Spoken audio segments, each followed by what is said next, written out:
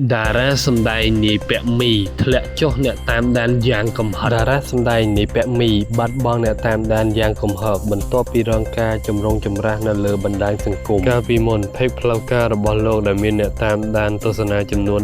3.5 លានអ្នកប៉ុន្តែនៅពេលនេះសល់តែ 3.4 លានអ្នកមានន័យថាលោកបាត់បង់ 100k ប្រមាណជាង 100000 អ្នកដោយដែលប្រជាប្រិមិត្តបានជ្រាបដឹងហើយថាលោកចែមច័ន្ទរាហៅនាយពាក់មីបានធ្វើឲ្យមានភាពរង្គោះរង្គើនៅលើបណ្ដាញសង្គមយ៉ាងខ្លាំងរហូតដល់អ្នកគាំទ្រមួយចំនួនធ្លាប់តែគាំទ្រតារារូបនេះបានបង្ហាញនូវការខកចិត្តយ៉ាងខ្លាំងដោយភាពចម្រុងចម្រាសកើតឡើងដោយសារតែក្នុង live តារារូបនេះបានបង្ហាញនូវភាពស្និទ្ធស្នាលជាមួយនឹងមនុស្សស្រីម្នាក់មូថាលក្ខណៈវីដេអូមួយនេះ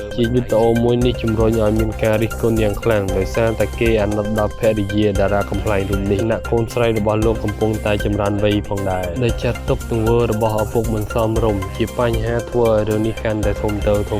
លោកនិងភរិយារបស់លោកបានថតវីដេអូមួយដែលមនុស្សមួយចំនួនចោទថាលោកយកភាពផិតក្បត់មកសម្ដែងការរិះគន់ហួសព្រំដែនរហូតឈានដល់ការប្រមាថដល់គ្រួសារលោកពាក់មីបានដាក់ពាក្យបណ្ដឹងទៅកាន់គណនីមួយដោយលោកទាមទារលុយចំនួន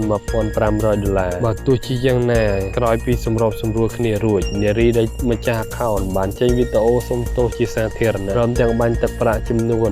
$1000 ទៅកាន់មន្ទីរពេទ្យកុមារអង្គរទៅតាមការស្នើសុំរបស់ដើមបណ្ដឹងរឿងរ៉ាវនេះបានជំរុញចិត្តឲ្យអ្នកគាំទ្របង្ហាញនូវអារម្មណ៍មិនសប្បាយចិត្តនិងខកចិត្តទៅកាន់តារារូបនេះហើយអ្នកខ្លះបង្ហាញពីការប្លុករបស់គេលើបណ្ដាញសង្គមរបស់នាយពាក់មីបានបាត់បង់អ្នកតាមដានជាបន្ត